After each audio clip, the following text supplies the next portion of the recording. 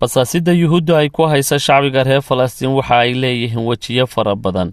dhulka ugu badan ee basaasnimada ugu xoogan ay yuhuuddu ka geysataa waa marinka kasa oo uu ka taliyo ururka islaamiga ee xamaas, islamarkaasna ay ka howlgalaan inta badan ururada islaamiyiinta ah ee reer falastiin.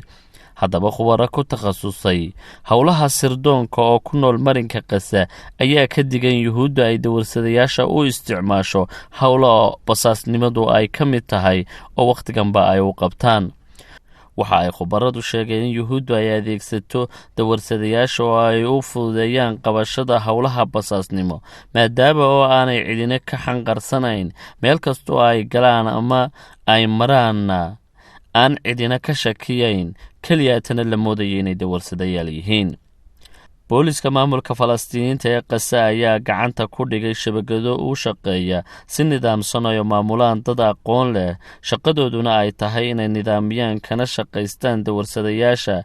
waxa ay shabakadani subaxa hore shaaracyada waaweyn si filiqsan u dhigaan dad dawarsadayaal ah oo lacagta ay soo shaqeeyaanna ku celiya maamulkoodan shabakada ah oo isagu dawarsadayaasha siiya mushahar, hoy iyo cunto, kadib marka si xisaabsan looga xareeyo dakhliga maalinlaha ay soo dawarsadaan.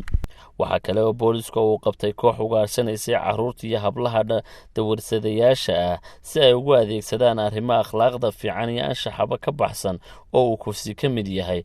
waxaa kale oo uu sheegay boolisku inay jiraan kooxo ka shaqeeya dhulka falastiiniyiinta oo intaay ururiyaan heshiisya la gala dawarsadayaasha si ay ugu shaqeeyaan sirdoonka yuhuudda.